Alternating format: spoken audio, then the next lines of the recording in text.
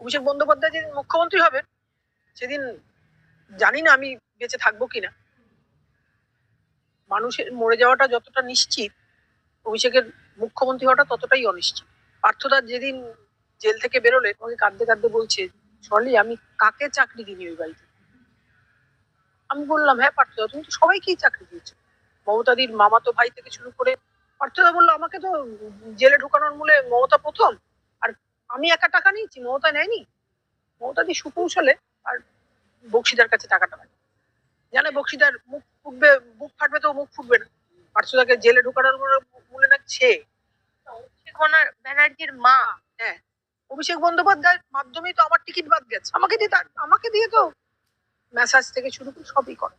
আমি আনন্দ করতাম, বলেছিলাম না সুব্রত মুখার্জি এমন কিছু জেনে ফেলেছিল যার জন্য মমতাদি সুব্রত মুখার্জিকে মন্ত্রী করতে বাধ্য হয়েছে। কেন মমতা বন্দ্যোপাধ্যায়কে সেদিন হাত জোর করে ক্ষমা চাইতে হলো?